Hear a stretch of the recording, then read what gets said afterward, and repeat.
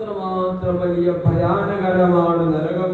നരകത്തെക്കുറിച്ച് പരിശുദ്ധ ഖുർആനിൽ പലയിടങ്ങളിൽ പറഞ്ഞിട്ടുണ്ട്, പല രൂപങ്ങളിൽ പറഞ്ഞിട്ടുണ്ട്.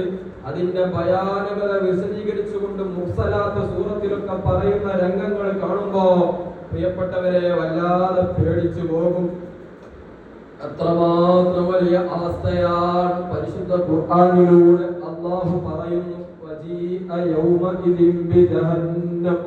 നാളെ പരലോകത്തേക്ക് നരകത്തെ കൊണ്ടുവരുന്ന ഒരു രംഗമുണ്ട്. നരകത്തെ ആഖിറത്തിലേക്ക് കൊണ്ടുവരുന്ന സമയം നരകമെന്നത് വെറും ഒരു തീന്റെ കുണ്ട് മാത്രമല്ല. നരകത്തിന് ചലനമുണ്ട്, നരകത്തിന് ജീവനുണ്ട്, കൈകാലുകളുണ്ട്, സംസാര ശേഷിയുണ്ട്. നരകം വലിയ ഭയാനകരമാണ്. അതേ നരകത്തെ 1000 വർഷം കത്തിയപ്പോ, നരകം 1000 വർഷം കത്തിയപ്പോ ആ നരകത്തിലെ തീയങ്ങ് ചുവന്ന നിറമായി പോയി. വീണ്ടും 1000 വർഷം നരകം കത്തിയപ്പോ നരകത്തിലെ തീയങ്ങ് വെളുത്തുപോയി.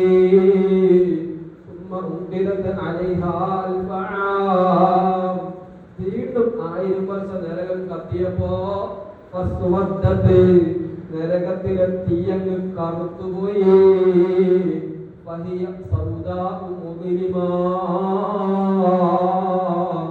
ആ നരകത്തിലെ തീ കറുത്ത തീയാണ്. മുസ്ലിങ്ങളെ, പല നിറത്തിലുള്ള തീ നമ്മൾ കണ്ടിട്ടുണ്ട്. ചുവന്ന നിറത്തിൽ തീ നമ്മൾ കണ്ടിട്ടുണ്ട്, നീല നിറത്തിൽ, പച്ച നിറത്തിലൊക്കെ നമ്മൾ കണ്ടിട്ടുണ്ട്. പക്ഷേ കറുത്ത തീ നമ്മൾ കണ്ടിട്ടില്ല. നരകത്തിലെ തീ കറുത്ത തീയാണ്. നരകത്തിലിട്ട് കത്തിക്കുന്നത്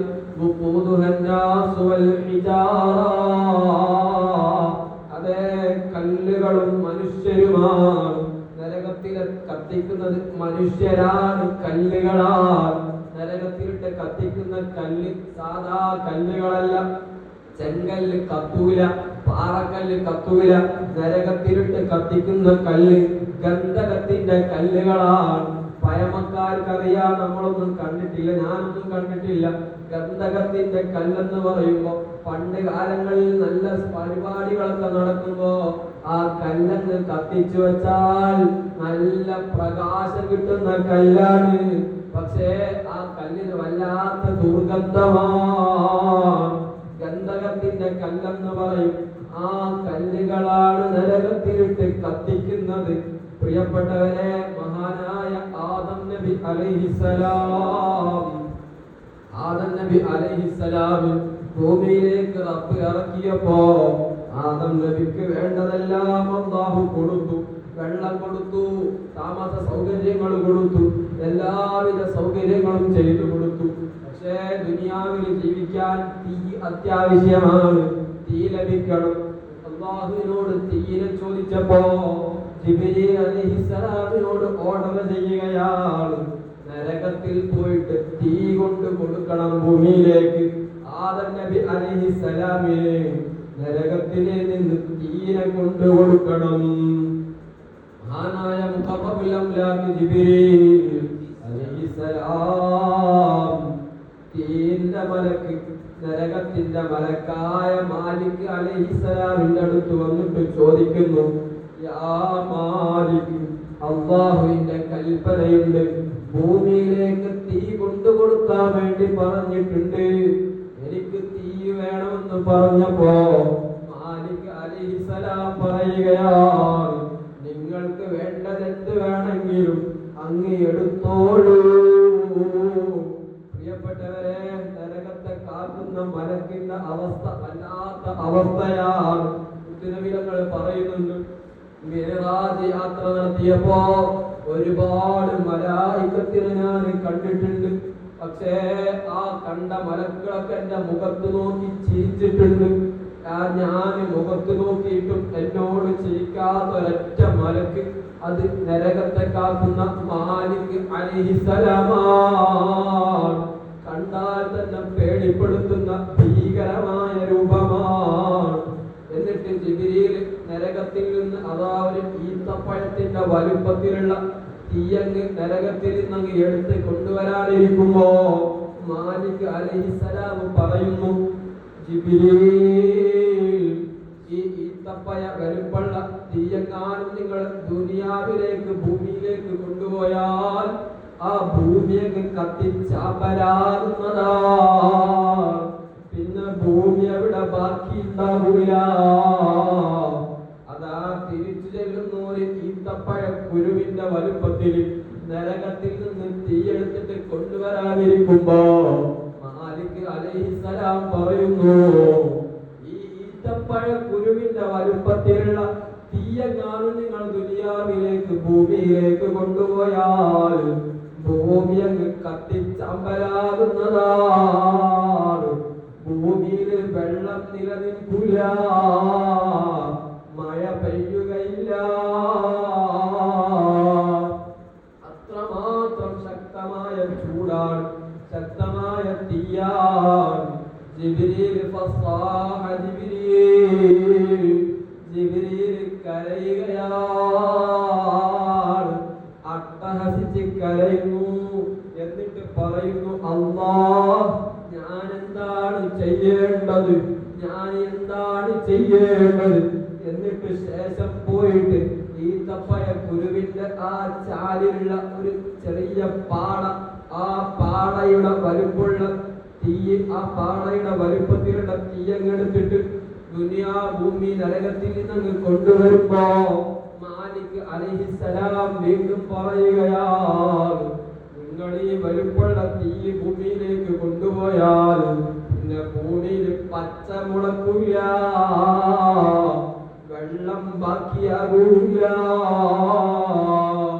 ജിബ്രീൽ അലൈഹിസ്സലാം ആ ഈത്തപ്പഴക്കുരുവിന്റെ മുകളിലുള്ള ചെറിയ പാടക്കഷ്ണം ആ വലുപ്പുള്ള തീയങ്ങെടുത്തിട്ട് അതേ ഭൂമിയിലുള്ള 7 സമുദ്രങ്ങളിലങ്ങ് മുക്കിയെടുക്കുകയാണ്.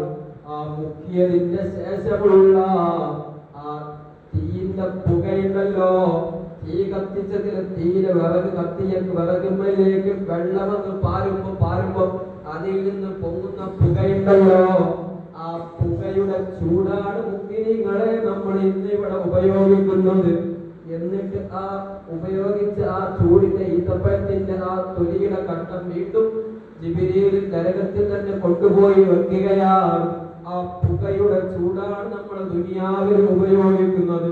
അത്രമാത്രം ശക്തമായ തീയാണ്. മഹാന്മാര് പഠിപ്പിക്കുന്നത് കാണാം. പ്രിയപ്പെട്ടവരെ, നരകത്തിലെ തീയെ കുറിച്ച് പറയുന്നുണ്ട്. ആ നരകത്തിലെ തീയിന്റെ ശക്തി ഇതൊന്നും നമുക്ക് ബോധ്യപ്പെട്ടിട്ടില്ല, ഇതൊന്നും നമ്മൾ മനസ്സിലാക്കിയിട്ടില്ല. അതേ മഹാനായ ഈ വെള്ളം നമ്മൾ ആലോചിച്ച് നോക്കി. നമ്മൾ വീട്ടിൽ ചായ ഉണ്ടാക്കുമ്പോ വെള്ളം തിളപ്പിക്കുമ്പോ അതിന്റെ ചൂട് 100 ഡിഗ്രി ചൂടാണ്. 100 ഡിഗ്രി ചൂടുണ്ടെങ്കിലേ വെള്ളം തിളക്കുകയുള്ളൂ. ഒരു ആറ്റബോംബ് പൊട്ടണമെങ്കിൽ, ആറ്റബോംബ് പൊട്ടിത്തെറിക്കണമെങ്കിൽ 3000 ഡിഗ്രിയെങ്കിലും ചൂട് വേണം. അഗ്നിപർവ്വതം കണ്ടിട്ടില്ലേ? അഗ്നിപർവ്വതത്തിലെ ലാവ പൊട്ടിയ തീ വരാറില്ലേ? അതിലെ തീന്റെ ചൂട് 4500 ഡിഗ്രി ചൂടാണ്. ഈ തീകളൊക്കെ ഉണ്ടായത് ഈ നരകത്തിൽ നിന്ന് കൊണ്ടുവന്ന ഈത്തപ്പഴക്കുരുവിന്റെ പുറത്തുള്ള പാടയുടെ ആ തീന്റെ വലുപ്പത്തിൽ ഭൂമിയിലെ 7 സമുദ്രങ്ങൾ മുക്കിയെടുത്തതിന്റെ ശേഷമുള്ള ആ പുകയുടെ ചൂട് മാത്രമാണ്. അപ്പൊ നരകത്തിന്റെ ചൂടെത്രയാണ് ചിന്തിക്കാൻ കഴിയുമോ? മുഅ്മിനീങ്ങളെ, വല്ലാത്ത അവസ്ഥയാണ്. ഇത് പറഞ്ഞത് ഹബീബായ മുത്തുനബി തങ്ങളാണ്. നമുക്കൊന്നും ഒരു പേടിയും വരുന്നില്ല. ഇതൊക്കെ കേട്ടിട്ട് നമ്മളെ മനസ്സിന് പേടി വരുന്നില്ല. തെറ്റിൽ നിന്ന് മാറി നിൽക്കാൻ നമുക്ക് മനസ്സ് വരുന്നില്ല. ഇതൊക്കെ കേട്ടറിഞ്ഞ മുത്തുനബി എല്ലാം പറഞ്ഞു കൊടുത്ത്, മുത്തുനബിയിൽ നിന്ന് നേരിട്ട് കേട്ടറിഞ്ഞ സ്വഹാബത്ത് അവർ മനസ്സിലാക്കിയതെത്രയാണ്. ദുർലഭ നിമിഷത്തിൽ, അതൊരു ദുർബല നിമിഷത്തിൽ ജീവിതത്തിൽ അങ്ങ് വ്യഭിചരിച്ചു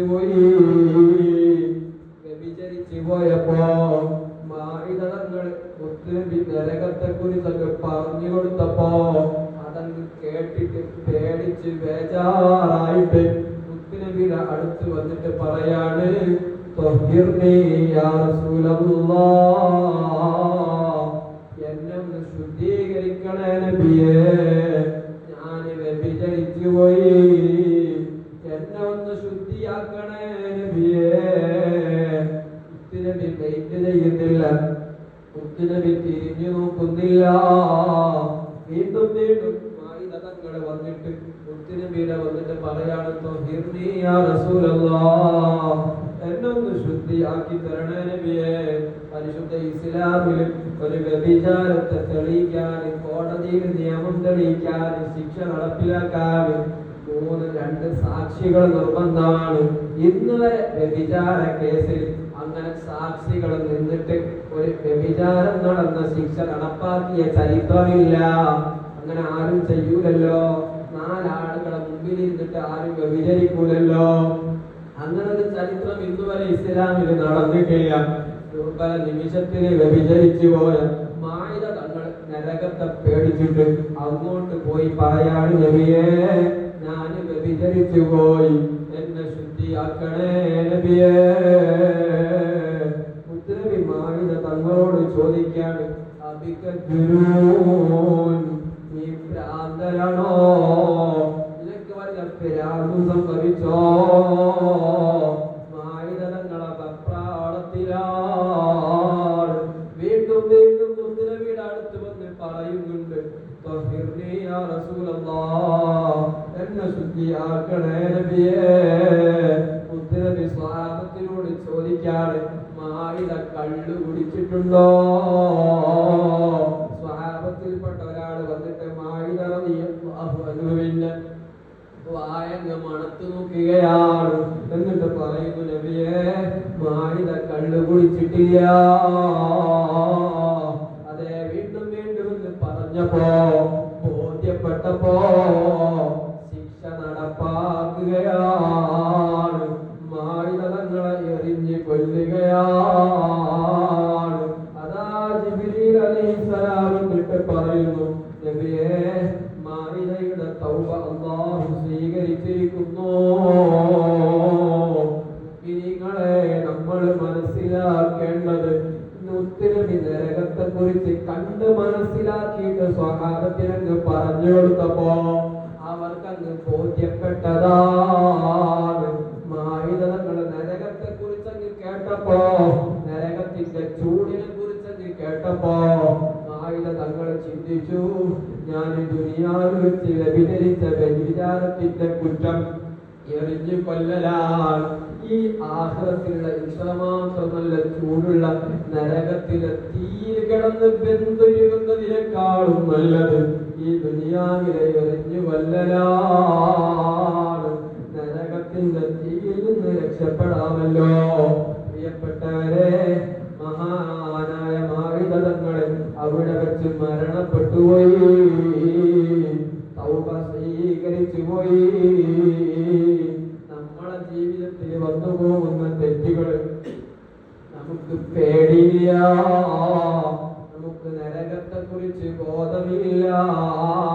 നമ്മൾ കത്തിക്കുന്നൊരു തീയിലേക്ക് നമ്മളെ വിരലൊന്ന് വെച്ച് കൊടുക്കാൻ പറഞ്ഞാൽ നമ്മൾക്ക് താങ്ങുമോ? നരകത്തിലെ തീ അങ്ങനെയല്ല. മുത്തുനബി പഠിപ്പിക്കുന്നുണ്ട്, ഫീ സമൂമിൻ വഹമീം വദില്ലിൻ മിൻ യഹ്മൂം ലാ ബാരിദിൻ വലാ കരീം. പരിശുദ്ധ ഖുർആനിലൂടെ അല്ലാഹു പറഞ്ഞതാണ് നരകത്തിന്റെ അവസ്ഥയാണ്. നരകത്തിന് നല്ല കാറ്റുണ്ട്, നരകത്തിന് നല്ല വെള്ളമുണ്ട്. അതേ, മഹാന്മാര് പഠിപ്പിക്കുന്നത് കാണാം. നരകത്തിൽ തെറ്റ് ചെയ്ത ജനങ്ങൾ നരകത്തിലിട്ട് ഇങ്ങനെ ആർത്ത് അട്ടഹസിച്ച് കരയുമ്പോ കൊല്ലങ്ങളോളം ഒരുപാട് കാലം അവര് റബ്ബിനോട് കരഞ്ഞ് കരഞ്ഞിങ്ങനെ ചോദിക്കുമ്പോ റബ്ബേ എനിക്കൊന്ന് മാപ്പ് നൽകണേ എന്ന് പറഞ്ഞുകൊണ്ട് അവര് കെഞ്ചി കെഞ്ചി പറയുമ്പോ നരകത്തിലെ മുകളിൽ നല്ല മേഘം വരികയാണ്. നല്ല മേഘമെന്ന് വരുമ്പോ അവര് ചിന്തിച്ചു പോവുകയാണ്, നമ്മളെ റബ്ബിനിക്ക് നല്ല ദയ തോന്നിയിട്ടുണ്ട്, നമ്മളോട് അലിവ് തോന്നിയിട്ടുണ്ട്, നല്ല മഴ വർഷിക്കാൻ പോവുകയാണ്. നല്ല പ്രതീക്ഷയോടെ ആകാശത്തിലേക്ക് മുകളിലേക്ക് ഇങ്ങനെ നോക്കി നിൽക്കുമ്പോ അങ്ങ് വർഷിക്കുകയാണ്. പക്ഷേ വന്ന് പതിക്കുന്നത് നല്ല കൂറ്റൻ മൂർഖനുകളാണ്, നല്ല ഉഗ്രൻ വിഷമുള്ള സർപ്പങ്ങളാണ്. മുത്തുനബി പറയുന്നുണ്ട്, നരകത്തിലൊരു പാമ്പുണ്ടല്ലോ, ആ പാമ്പ് നാളെ ഭൂമിയിലേക്കൊന്ന് തുപ്പിയാൽ, ഭൂമിയിലേക്കൊന്ന് ഊതിയാൽ ഭൂമി പിന്നെ ബാക്കിയുണ്ടാകൂല, ഭൂമി ചാമ്പലായി പോകുന്നതാണ്. അത്രമാത്രം ശക്തിയുള്ള പാമ്പുകളാണ് നരകത്തിലുള്ളത്. നമ്മുടെ നാട്ടിലൊക്കെ ഉള്ള രാജവമ്പാറ എന്ന് പറയുന്ന പാമ്പുണ്ടല്ലോ, ആ പാമ്പ് 100 മീറ്റർ ഒരു ഊതിയാൽ 100 മീറ്റർ വരെ അതിന്റെ വിഷം പകരും. അതിന്റെ ഉള്ളിൽ 100 മീറ്ററോളം അതിന്റെ വിഷമങ്ങ് ചെന്നെത്തും. അത് ആരുടെയെങ്കിലും ശരീരത്തിലായാൽ, വല്ല മുറിവിലോ സംഭവിച്ചാൽ മരണം സംഭവിക്കാൻ വരെ കാരണമാണ്. അതേ ആഫ്രിക്കൻ വനാന്തരങ്ങളിൽ കാണുന്ന ഒരു പാമ്പുണ്ട്, മണാലിയ എന്നാണ് ആ പാമ്പിന്റെ പേര്. ആ പാമ്പിന്റെ പ്രത്യേകത 750 കിലോമീറ്ററോളം ആ പാമ്പങ്ങ് ഊതിയാൽ 750 കിലോമീറ്ററുകളോളം ആ പാമ്പിന്റെ വിഷം ചീറ്റുന്നതാണ്, അപകടം വരുത്തുന്നതാണ്. അതിനേക്കാളും അപ്പുറമാണ് മുഅ്മിനീങ്ങളെ നരകത്തിലെ തീ, നരകത്തിലെ പാമ്പുകളും ജീവികളും. വീണ്ടും നരകവാസികൾ റബ്ബിനോട് പ്രാർത്ഥിക്കുന്നു, വീണ്ടും കരയുകയാണ്. എല്ലാ പ്രതീക്ഷകളും അസ്തമിച്ചു പോയി. വീണ്ടും ഒരുപാട് കാലങ്ങളങ്ങ് കരയുമ്പോ ആകാശത്ത് ഇതുപോലെ നല്ല കാർമേഘം വരുന്നു. അവര് പരസ്പരം പറയുന്നു, അള്ളാഹ് നമ്മളോട് ദയ വന്നുപോയി, അള്ളാഹിന്റെ കാരുണ്യം വരാനിരിക്കുകയാണ്. പ്രതീക്ഷയോടെ മുകളിലേക്ക് നോക്കി നിൽക്കുമ്പോ വർഷിക്കുകയാണ്. നോക്കുമ്പോ കാണുന്നത് നല്ല ഉഗ്രൻ വിഷമുള്ള തേളുകളാണ്. പ്രിയപ്പെട്ടവരെ, വല്ലാത്ത ഭയാനകരമാണ് നരകത്തിലെ അവസ്ഥ. ഇതൊക്കെ ബോധ്യപ്പെട്ട് മനസ്സിലാക്കിയ മുത്തുനബി നമ്മളോട് പറഞ്ഞില്ലേ, ഞാൻ അറിഞ്ഞതുപോലെ നിങ്ങൾ അറിഞ്ഞിരുന്നെങ്കിൽ, ഞാൻ മനസ്സിലാക്കിയതുപോലെ നിങ്ങളും മനസ്സിലാക്കിയിരുന്നെങ്കിൽ നിങ്ങൾ കരയൂല, നിങ്ങൾ ചിരിക്കൂല, നിങ്ങൾ ഒരുപാട് കരയുമായിരുന്നു, നിങ്ങൾക്ക് ചിരിക്കാൻ സമയം ഉണ്ടാവൂല. അതൊക്കെ പറഞ്ഞു കൊടുത്തപ്പം ബോധ്യപ്പെട്ടിട്ടല്ലേ മഹാനായ മാഇദ തങ്ങൾ നബിയുടെ മുമ്പിൽ ചെയ്തു പോയ തെറ്റ് പറഞ്ഞ് ശിക്ഷ ഏറ്റുവാങ്ങിയത് നരകത്തെ മനസ്സിലാക്കിയത് കൊണ്ടാണ്, നബിക്ക് പറഞ്ഞതിൽ നിന്ന് ബോധ്യപ്പെട്ടത് കൊണ്ടാണ്. നമ്മളും ഒരുപാട് കേൾക്കുന്നുണ്ട്, പറയുന്നുണ്ട്, അറിഞ്ഞിട്ടുണ്ട്.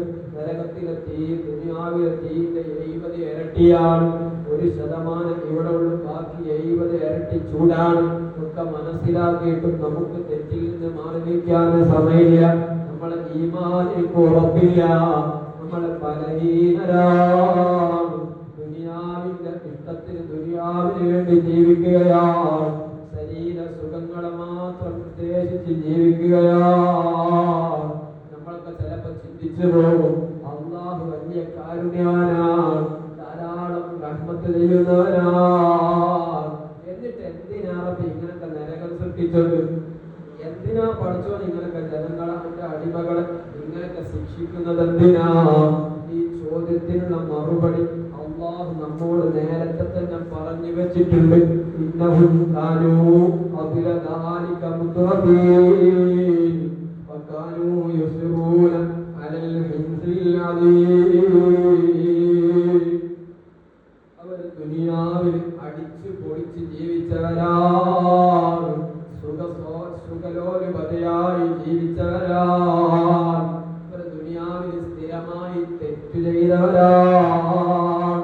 പിന്നെ പറഞ്ഞിട്ട് കാര്യമുണ്ടോ? അല്ലാഹു നമ്മെ കാത്തുരക്ഷിക്കട്ടെ. നിങ്ങളെ അല്ലാഹുവിന് വേണ്ടി ജീവിക്കാൻ നമുക്ക് സാധിക്കണം. തഖ്വയോടെ ഇഖ്ലാസോടെ ജീവിക്കാൻ നമുക്ക് സാധിക്കണം. ഈ നരകത്തിൽ നിന്ന് മോചനം റബ്ബിനോട് നമ്മൾ ചോദിച്ചു വാങ്ങണം. അറിയില്ലേ, മഹാനായ അബൂബക്കർ സിദ്ദീഖ് റളിയല്ലാഹു അൻഹു മഹാനവറുകൾ ബിലാൽ തങ്ങളെ ഉമയ്യത്ത് ഇങ്ങനെ കഷ്ടപ്പെടുത്തിയപ്പോ, അതേ ഉമയ്യത്ത് ബിലാൽ തങ്ങളെ മരുഭൂമിയിൽ ഇട്ടിട്ട് ഇങ്ങനെ വേദനിപ്പിച്ചപ്പോ, നോയിപ്പിച്ചപ്പോ, അത് കണ്ടപ്പോ ബിലാൽ തങ്ങളെ വല്ലാത്ത വിഷമായി പോയി. അബൂബക്കർ സിദ്ദീഖ് തങ്ങൾക്ക് വല്ലാത്ത വിഷമം വന്നുപോയി. എന്തിനാണ് ആ പാവത്തിന് ഇങ്ങനെ ഇടങ്ങാറാക്കുന്നത്? ആ അടിമയായ ബിലാൽ തങ്ങളെ വാങ്ങാൻ ആരും തയ്യാറല്ല. കാരണം കറുത്ത സ്വഹാബിയാണ്, കറുത്ത മനുഷ്യനാണ്, ആർക്കും വേണ്ട, കൊണ്ടുപോകാൻ ആരും തയ്യാറല്ല.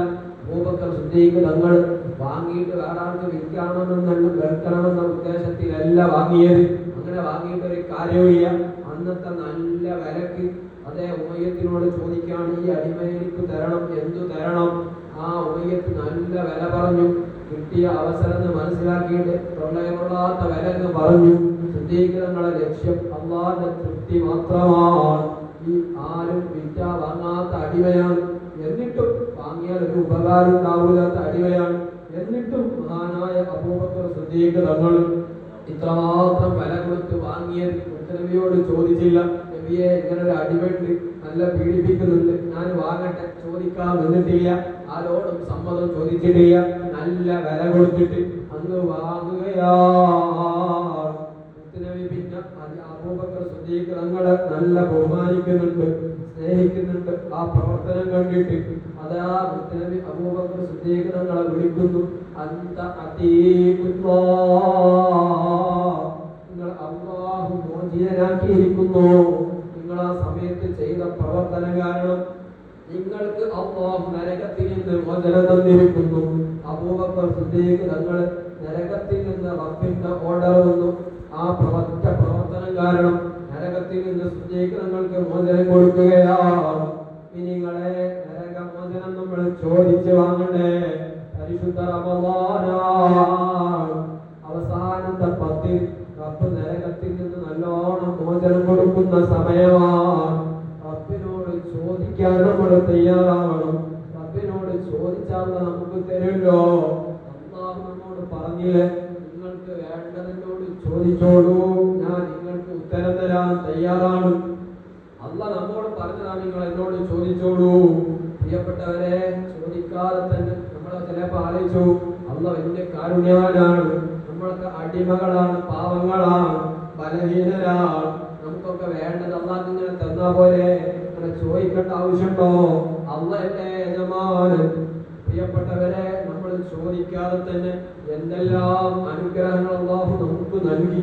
എണ്ണിയാലൊടുങ്ങാത്ത, വിലമതിക്കാനാവാത്ത അനുഗ്രഹങ്ങൾ അല്ലാഹു നമുക്ക് തന്നില്ലേ? കോളേജുകളിൽ, മെഡിക്കൽ കോളേജുകളിൽ, ആശുപത്രികളിൽ, ഡയാലിസിസ് സെന്ററുകളിൽ ചെന്ന് നോക്കുമ്പോൾ നമ്മൾ കാണുന്ന കാഴ്ച, ഓരോരുത്തരും ഇന്ന് കഷ്ടപ്പെടുന്നത്, വേദന സഹിച്ച് കരയുന്നത്, ഉറക്കൊഴിഞ്ഞ എത്ര രാത്രികളാണ്. ഓരോരുത്തരും ഇരുന്ന് കഷ്ടപ്പെടുന്ന, വേദന സഹിക്കുന്നത് കാണുമ്പോ പ്രിയപ്പെട്ടവരെ, നമ്മളൊക്കെ എത്ര വലിയ അനുഗ്രഹത്തിലാണ്. ശ്വസിക്കാൻ നല്ല വായു നമുക്ക് റബ്ബ് തരുന്നുണ്ട്. നമ്മളെ ശ്വസനം നഷ്ടപ്പെട്ടു പോയാൽ നമുക്ക് ഉണ്ടാകുന്ന അവസ്ഥ ഭീകരമാണ്. അങ്ങനെ തുടങ്ങി കൈകാലുകൾക്ക് ആഫിയത്ത് തന്നു, കണ്ണിന് കാഴ്ച തന്നു, സംസാരിക്കാൻ കുറവില്ല, ഒരു വൈകല്യവുമില്ല, നല്ല ഭംഗിയുണ്ട്. എല്ലാവിധ അനുഗ്രഹങ്ങളും അല്ലാഹു നമുക്ക് തരുന്നുണ്ട്, തന്നിട്ടുണ്ട്. വീണ്ടും അല്ലാഹു നമ്മോട് പറയാണ്, ഇനിയും നിങ്ങൾക്ക് വല്ലതും വേണോ? ഞാൻ തരാൻ തയ്യാറാണ്. നിങ്ങൾ ഒരൊറ്റ കാര്യം ചെയ്താൽ മതി. നിങ്ങൾക്ക് വേണ്ടത് എന്നോടൊന്ന് ചോദിച്ചോ. പരിശുദ്ധ റമളാൻ അവസരമാണ്, ചോദിക്കാൻ കിട്ടുന്ന അവസരമാണ്. വെറുതെ സമയത്തിലവഴിച്ചാൽ നരകമോചനം ചോദിച്ചു വാങ്ങാൻ നമുക്ക് സാധിക്കണം. അല്ലാഹു സുബ്ഹാനഹു വ തആല നരകത്തിൽ നിന്ന് മോചനം നൽകട്ടെ. നരകം ഞങ്ങൾക്ക് ഹറാമാക്കണേ അല്ലാ. പ്രിയപ്പെട്ട ഉമ്മമാരെ, രക്ഷിതാക്കളെ, ഞാൻ എന്നോട് കൂടെ പറയുന്ന വാക്കുകളാണ്. വയമ്പ് പറയാൻ ഉപദേശിക്കാൻ ഞാൻ ഒരിക്കലും അർഹനല്ല. ഈ ഉസ്താദുമാര് പഠിപ്പിച്ചു തന്ന വിഷയങ്ങൾ സ്വന്തം ശരീരത്തെ കൂടി ഉണർത്തുക എന്ന ലക്ഷ്യത്തിലാണ് ഇവിടെ വന്ന് സംസാരിക്കുന്നത്. നാളെ റബ്ബിന്റെ മുമ്പിൽ കാണിച്ചു കൊടുക്കാൻ, അല്ലാഹുവിന്റെ മുമ്പിൽ ഞാൻ ചെയ്ത അമലുകൾ ഇതൊക്കെയാണെന്ന് പറഞ്ഞിട്ട് അല്ലാഹുവിന്റെ മുമ്പിൽ കാണിച്ചു കൊടുക്കാൻ നമ്മളെ കയ്യിൽ വല്ലതുമുണ്ടോ? നാളെ സ്വർഗം ഉദ്ഘാടനം ചെയ്യുന്ന മുത്തുനബി, അതേ ഈ ഭൂമിയിൽ ലോകം തന്നെ പ്രപഞ്ചം തന്നെ അല്ലാഹു പടക്കാൻ കാരണക്കാരനായ മുത്തുനബി തങ്ങൾ അവിടുന്ന് നിസ്കരിച്ച് അവിടുത്തെ കാലിൽ നീര് കിട്ടിയപ്പോ ഫാത്തിമയും ആയിഷാ ബീവി ചോദിക്കുന്നുണ്ട്, നബിയേ, തങ്ങൾക്ക് അല്ലാഹു സ്വർഗം തന്നതല്ലേ? തങ്ങൾക്ക് എല്ലാവിധ ആനുകൂല്യങ്ങളും റബ്ബ് തന്നതല്ലേ? പിന്നെ എന്തിനാ തങ്ങളെ ഇങ്ങനെ കഷ്ടപ്പെടുന്നത്, ഇങ്ങനെ ബുദ്ധിമുട്ടാകുന്നത് എന്തിനാണ്? മുത്തുനബി ആയിഷ ബീവിയോട് പറഞ്ഞ മറുപടി, അഫലാ അകൂന അബ്ദൻ ശകൂറാ, ഞാനൊരു നന്ദിയുള്ള അടിമയാകട്ടെ ആയിഷ. എനിക്കിതൊക്കെ റബ്ബ് തന്നില്ലേ? വേണ്ടതൊക്കെ എല്ലാവിധ അനുഗ്രഹങ്ങളും വന്ന തന്നില്ലേ? ആ റബ്ബിനോട് ഞാൻ നന്ദി കാണിക്കട്ടെ. മുത്തുനബി കഷ്ടപ്പെട്ട കഷ്ടപ്പാടത്രയാണ്. ഉഹുദ് യുദ്ധത്തിന് മുൻപന്നെ പൊട്ടിയില്ലേ? ചോര ഒഴിച്ചില്ലേ?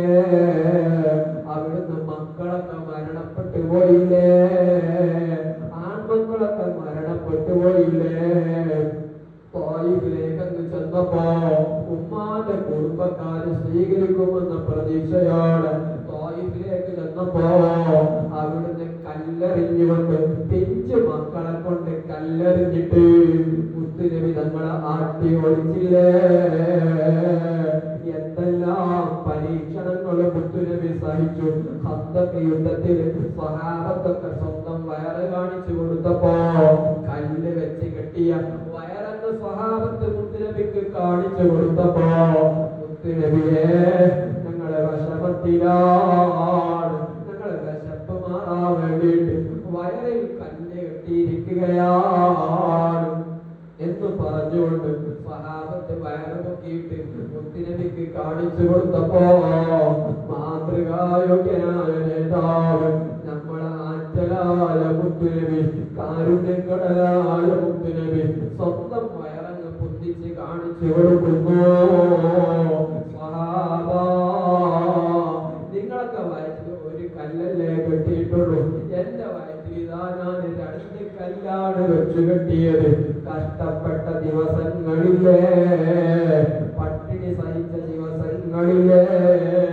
പ്രിയപ്പെട്ടവരെ, നമ്മൾ ചിന്തിക്കേണ്ടത് നമ്മളെ നേതാവായ മുത്തുനബി, സ്വർഗത്തെ ഉദ്ഘാടനം ചെയ്യാനുള്ള മുത്തുനബി, മഖാമുൽ മഹ്മൂദ് എന്ന സുദിക്കർഹമായ വലിയ സ്ഥാനം നാളെ ആഖിറത്തിൽ വഹിക്കാനിരിക്കുന്ന മുത്തുനബി തങ്ങളുടെ ജീവിതത്തിലെ കഷ്ടപ്പെട്ടതെത്രയാണ്, ചെയ്തു കൂട്ടിയതെത്രയാണ്. നമുക്ക് വല്ലതും പറയാനുണ്ടോ?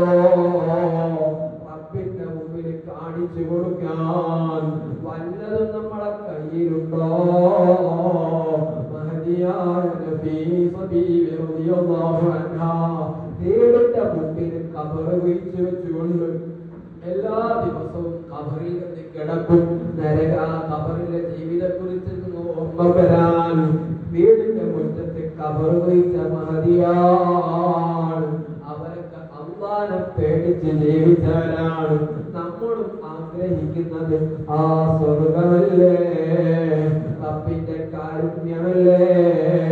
അല്ലാഹ് തന്ന അനുഗ്രഹങ്ങൾക്ക് പകരം കൊടുക്കാൻ വല്ല നന്ദിയുള്ള പ്രവർത്തനവും നമ്മൾ ചെയ്തിട്ടുണ്ടോ? നമ്മൾ ഭൂമിയിൽ അഹങ്കാരത്തോടെ നടക്കുകയല്ലേ? സൗന്ദര്യ ദാരിദ്ര്യം ഒഴിവാക്കിയിട്ട് എല്ലാ പണമുണ്ട്, എല്ലാ സൗകര്യങ്ങളുമുണ്ട്, സുഖിച്ച് ജീവിക്കുകയല്ലേ. അറിയുമോ മഹാനായ സക്കരിയ നബി അലൈഹിസ്സലാം ഇസ്ലാമിന്റെ പ്രബോധനം നടത്തിയതിന്റെ പേരിൽ മഹാനെ നാട്ടിൽ നിന്ന് ഓടിക്കുകയാണ്. ജനങ്ങളെ ദീനിലേക്ക് ക്ഷണിച്ചതിന്റെ പേരിൽ സക്കരിയ തങ്ങളെ മൂപ്പര് രാജാവ് പ്രഖ്യാപിക്കുന്നു, സക്കരിയ നബിയെ കൊന്നുകളയണം, വധിച്ച് കളയണമെന്ന ലക്ഷ്യത്തില് അതേ കിങ്കരന്മാര് സക്കരിയ നബിയുടെ പിന്നാലെ കൂടിയപ്പോ അതാ സക്കരിയ നബി ഓടി ഓടി ഒരു വലിയ മരത്തിന്റെ വൃക്ഷത്തിന്റെ മുമ്പിലങ്ങ് പെട്ടുപോവുകയാണ്. വലിയ മരത്തിന്റെ മുമ്പിലങ്ങ് പെട്ടുപോയപ്പോ അല്ലാഹുവിന്റെ അനുമതി പ്രകാരം ആ വലിയ മരമങ്ങ് രണ്ട് പിളർപ്പായി കൊടുക്കുന്നു. സക്കരിയ നബി ആ മരത്തിന്റെ അകത്തേക്ക് കയറി നിൽക്കുന്നു. ആ മരമങ്ങ് അടഞ്ഞു പോവുകയാണ്. ആ മരത്തിന്റെ അപ്പുറത്തിൽ ഒരു വൃദ്ധനായ മനുഷ്യനുണ്ടായിരുന്നു. ഇബ്ലീസിന്റെ വേഷം കെട്ടി വന്നവനാണ്. പിന്നാലെ വന്ന കിങ്കരന്മാർക്ക് അവർക്ക് പറഞ്ഞു കൊടുക്കുന്നു, നിങ്ങൾ അന്വേഷിക്കുന്ന മനുഷ്യൻ ഈ മരത്തിന്റെ ഉള്ളിൽ കയറിയിട്ടുണ്ട്. അവര് വിശ്വസിച്ചില്ല. നിങ്ങൾ എന്ത് വെട്ടിത്തരാ പറയുന്നത്? മരത്തിനുള്ളിൽ മനുഷ്യന്മാര് കയറാമല്ലോ. തെളിവ് കാണിച്ചു കൊടുക്കുകയാണ്. തെളിവ് കാണിച്ചു കൊടുക്കുന്നു. സക്കരിയ നബിയുടെ നീണ്ട മുടി, അതല്ലെങ്കിൽ ആ തോളത്ത് വെക്കുന്ന ഷാള് എന്തോ ആ മരത്തിന്റെ വിടവിലൂടെ പുറത്തേക്ക് കാണുന്നുണ്ട്. അതങ്ങ് ബോധ്യപ്പെട്ടപ്പോ സക്കരിയ നബി നിൽക്കുന്ന മരത്തിന്റെ ചില്ലകളൊക്കെ മുറിച്ച് മാറ്റുകയാണ്. മരത്തിന്റെ താഴ്ഭാഗം മുറിച്ചു മാറ്റുന്നു, മേൽഭാഗം അങ്ങ് മുറിച്ചു മാറ്റുന്നു. എന്നിട്ട് ആ മരങ്ങ് ചുമന്നിട്ട് രാജാവിന്റെ അടുക്കലേക്ക് കൊണ്ടുപോവുകയാണ്. രാജാവിന്റെ അടുക്കലേക്ക് സക്കരിയ നബിയെ കൊണ്ടുള്ള ആ ചുമന്നിട്ടുള്ള മരങ്ങ് കൊണ്ടുപോവാണ്. പണ്ട് കാലങ്ങളിൽ മരം മുറിച്ച രൂപം ഉണ്ടായിരുന്നല്ലോ, നമ്മളൊക്കെ ചെറുപ്പത്തിൽ കണ്ട രൂപം. എല്ലാം മൂർച്ചയുള്ള ഈർച്ചവാളെടുത്തിട്ട് മരങ്ങ് വരങ്ങനെ വെച്ചിട്ട് രണ്ടാളുകൾ അപ്പുറത്തും ഇപ്പുറത്ത് ഇരുന്നുകൊണ്ട് നീർന്നിട്ടായിരുന്നു ആ മരം മുറിക്കാറുള്ളത്. സക്കരിയ നബി നിൽക്കുന്ന ആ മരം അങ്ങനെ വരങ്ങനെ വെച്ചിട്ട് അവരങ്ങ് തീരാൻ തുടങ്ങുകയാണ്, മുറിക്കാൻ തുടങ്ങുകയാണ്. അടുത്ത നിമിഷം സക്കരിയ നബിയുടെ മൂർത്താവിന് ആ മൂർച്ചയുള്ള ഈർച്ചവാളിന്റെ മുന അങ്ങ് തട്ടാതിരിക്കുമ്പോ മഹാനായ മുഹമ്മദുൽ അംലാഖ് ജിബ്രീൽ അലൈഹിസ്സലാം വന്നുകൊണ്ട് പറയുന്നു, സക്കരിയ നബിയേ. അടുത്ത നിമിഷം ആ മൂർച്ചയുള്ള ഈർച്ചവാൾ നിങ്ങളെ മൂർത്താവിലങ്ങ് പതിക്കുമ്പോ വേദന സഹിക്കാനാവാതെ തങ്ങളൊന്ന് വാ തുറന്നുപോയാൽ, ഒന്ന് അനങ്ങിപ്പോയാൽ, ഒന്ന് വേദന സഹിക്കാനാവാതെ ഒന്ന് ആയെന്ന് പറഞ്ഞു പോയാൽ അമ്പിയാക്കളുടെ ലിസ്റ്റിൽ നിന്ന് സക്കരിയ നബിയെ നിങ്ങളങ്ങ് ഒഴിവാക്കുന്നതാണ്. പ്രിയപ്പെട്ടവരെ, ആ മരമങ്ങ് രണ്ട് പിളർപ്പാക്കി മുറിച്ചു, രണ്ട് കഷ്ണമാക്കി. സക്കരിയ നബി രണ്ട് പിളർപ്പായി മാറി. സക്കരിയ നബി മിണ്ടിയില്ല, അവിടുന്ന് വാ തുറന്നില്ല. പ്രിയപ്പെട്ടവരെ, അവരുടെ ഈമാൻ എത്രയാണ്. അവരും ചെല്ലാനുള്ളത് നമ്മൾ ആഗ്രഹിക്കുന്ന സ്വർഗമാണ്. നമ്മളൊന്ന് ചിന്തിക്കണം, നമ്മെക്കുറിച്ചൊന്ന് വിലയിരുത്തണം. എത്രത്തോളമാണ് നമ്മുടെ കയ്യിലുള്ളത്? എന്താണ് അല്ലാഹനെ പൊരുത്തപ്പെടുത്താൻ, അല്ലാഹനെ തൃപ്തിപ്പെടുത്താൻ എന്ത് പ്രവർത്തനമാണ്? പരിശുദ്ധ റമദാൻ വന്നില്ലേ, ദിവസങ്ങൾ 25 എപ്പോഴെങ്കിലും ചിന്തിച്ചിട്ടുണ്ടോ അല്ലാഹനെ ബോധ്യപ്പെടുത്താൻ എന്ത് പ്രവർത്തനമാണ് ഞാൻ ചെയ്തിട്ടുള്ളത്? എന്തെങ്കിലും അല്ലാഹന്റെ തൃപ്തി കിട്ടണം, അല്ലാഹന്റെ പൊരുത്തം കിട്ടണമെന്ന് മനസ്സിലാക്കിയിട്ട് ചെയ്തിട്ടുണ്ടോ? ചെയ്യാൻ ശ്രമിക്കാറുണ്ടോ? ചെയ്യാൻ സാധിച്ചിട്ടുണ്ടെങ്കിൽ നമുക്കതുകൊണ്ട് ഉപകാരമുണ്ടാവും. യഥാർത്ഥ വിശ്വാസികളെ കുറിച്ച് അല്ലാഹു പരിശുദ്ധ ഖുർആനിലൂടെ പറയുന്ന ഒരു വാക്കുണ്ട്, ഇന്നമൽ മുഅ്മിനൂന ഇദാ ദുകിറല്ലാഹു വജിലത് ഖുലൂബുഹും വഇദാ തുലിയത് അലൈഹിം ആയാതുഹു സാദതുഹും ഈമാനാ വഅലാ റബ്ബിഹിം യതവക്കലൂൻ. യഥാർത്ഥ വിശ്വാസികൾ എന്ന് പറഞ്ഞാൽ ആരാണ്? പരിശുദ്ധ ഖുർആനിലൂടെ അല്ലാഹു പറയാണ് മുഅ്മിനീങ്ങൾ എന്ന് പറഞ്ഞാൽ ആരാണെന്നറിയോ? ഇദാ ദുഖിറല്ലാഹു വജിലത് ഖുലൂബുഹും. അല്ലാഹ് എന്ന് കേൾക്കുമ്പോ അവരെ കൽബൊക്കെ പെടക്കുന്നതാണ്. വഇദാ തുലിയത് അലൈഹിം ആയാതുഹു സാറത്തുഹും ഈമാനാ. അല്ലാഹനെ കുറിച്ച് പറയുമ്പോ പരിശുദ്ധ ഖുർആനിലുള്ള അല്ലാഹുവിന്റെ ദൃഷ്ടാന്തങ്ങളൊക്കെ കേൾക്കുമ്പോ അവരുടെ ഈമാൻ ഇങ്ങനെ വർദ്ധിച്ചു വരും. വഅലാ റബ്ബിഹിം യതവക്കലൂൻ. എന്ത് പ്രശ്നം വന്നാലും, എന്ത് പ്രതിസന്ധി വന്നാലും, എന്ത് വിഷമം വന്നാലും എല്ലാം അല്ലാഹുവിലേക്ക് തവക്കുലാക്കുന്നവരാണ്. നിങ്ങൾക്ക് പറഞ്ഞ വിശേഷണമാണ്. നിങ്ങളെ ആലോചിച്ച് നോക്കി. നമ്മളെ മദ്രസയിൽ ഒരു ക്വിസ് കോമ്പറ്റീഷൻ നടത്തി മത്സരം വെച്ച് ഉസ്താദുമാരും സ്റ്റേജിൽ ഇങ്ങനെ വിളിച്ചു പറയാണ്. അതിന്റെ റിസൾട്ട് പ്രഖ്യാപിക്കുകയാണ്. റിസൾട്ട് പ്രഖ്യാപിക്കുമ്പോ പേരങ്ങ് വിളിക്കുമ്പോ നമ്മളെ മോളെ പേര് വിളിച്ചാൽ, നമ്മളെ മോന്റെ പേര് വിളിച്ചാൽ നമ്മളെ മനസ്സിലൊരു ചിന്ത വരൂലെ, എന്റെ മോൻക്കാണല്ലോ കിട്ടിയത്, എന്റെ മോൾക്കാണല്ലോ കിട്ടിയത്. പരീക്ഷന്റെ റിസൾട്ട് പ്രഖ്യാപിക്കുമ്പോ ഫസ്റ്റ് പ്രൈസിന്റെ മോൾക്കാന്ന് പറയുമ്പോ നമ്മുടെ മനസ്സിൽ വരും എന്റെ മോനാണല്ലോ, അത് ചിന്ത വരൂലേ. അതേപോലെ നമ്മളെ വാഹനം, ബൈക്ക് അല്ലെങ്കിൽ കാറ്, നമ്മുടെ കൂട്ടുകാരൻ വന്ന് നമ്മളോട് ചോദിച്ച് ഒരു കല്യാണത്തിന് പോകാൻ അല്ലെ കാറൊന്ന് തരും, ബൈക്കൊന്ന് തരും. നമ്മൾ കൊടുത്തു. നമ്മുടെ അങ്ങാടിയിൽ ഇങ്ങനെ നിൽക്കുന്ന സമയത്ത് നമ്മളെ കൂട്ടുകാരൻ നമ്മളെ കാറായിട്ട് നമ്മളെ മുന്നിൽ കൂടെ പാസ് ചെയ്ത് പോകുമ്പോൾ നമ്മളെ മനസ്സിൽ തോന്നൽ വരും എന്റെ വണ്ടിയല്ലേ അത്, അല്ലേ, എന്റെ വണ്ടിയാണല്ലോ പോണത്, എന്റേത് എന്ന ചിന്ത നമ്മളെ മനസ്സിലേക്ക് വരൂല. എന്നാ ചോദിക്കട്ടെ മുഅ്മിനീങ്ങളെ, 5 വക്ത് നേരങ്ങളിൽ പള്ളി വിനാരങ്ങളിൽ നിന്ന് അല്ലാഹു അക്ബർ അല്ലാഹു അക്ബർ അല്ലാഹുവിന്റെ പേരിങ്ങനെ വിളിക്കുമ്പോ എപ്പോഴെങ്കിലും നമ്മളെ മനസ്സിൽ എന്റെ റബ്ബിന്റെ പേരാണല്ലോ, എന്റെ അല്ലാഹ് എന്നെ പടച്ച എന്റെ റബ്ബിന്റെ പേരാണല്ലോ പറയുന്നത് എന്ന് എപ്പോഴെങ്കിലും നമുക്ക് തോന്നിയിട്ടുണ്ടോ? അല്ലാഹു പറഞ്ഞില്ലേ, ഇന്നമൽ മുഅ്മിനൂന ഇദാ ദുകിറല്ലാഹു വജിലത് ഖുലൂബുഹും. നിങ്ങളാണെങ്കിൽ യഥാർത്ഥ വിശ്വാസമുള്ളവരാണെങ്കിൽ അള്ളാഹിന്റെ പേര് കേൾക്കുമ്പോ തന്നെ ഓരോ മനസ്സൊക്കെ പഴക്കുന്ന. അള്ളാഹിനെ കുറിച്ച് പറയുമ്പോൾ ഈമാൻ ഇങ്ങനെ കൂടിക്കൊണ്ടിരിക്കും. നമ്മളെ അവസ്ഥകൾ നമ്മളൊന്ന് ചിന്തിക്കാം. ഇനി എന്ത് പ്രതിസന്ധി വന്നാലും, എന്ത് വിഷമം വന്നാലും അള്ളാഹ് തവക്കുലാക്കുന്നവരാണ്. നമ്മളൊക്കെ അവസ്ഥ എന്താണ്? എന്തെങ്കിലുമൊക്കെ പ്രശ്നം വന്നാലും, പൈസന്റെ ആവശ്യം വന്നാലും ആദ്യം ചോദിക്കാനുള്ളവരൊക്കെ ചോദിക്കൂലേ? ചോദിക്കാൻ പറ്റുന്നവരൊക്കെ നമ്മൾ വിളിക്കാൻ പറ്റിയ ചങ്ങന്മാർക്ക് വിളിക്കും. പാപ്പാനോ മക്കളോ ആരോടൊക്കെ നമ്മൾ ചോദിക്കാൻ പറ്റുന്നവർക്ക് ചോദിക്കും. പിന്നെ അത് കിട്ടിയില്ലെങ്കിൽ ഈ പലിശ കൊടുക്കണം, ലോൺ എടുക്കാൻ ഓപ്ഷൻ ഉണ്ടെങ്കിൽ അത് നോക്കും. ചിലപ്പോൾ അത് കിട്ടൂല.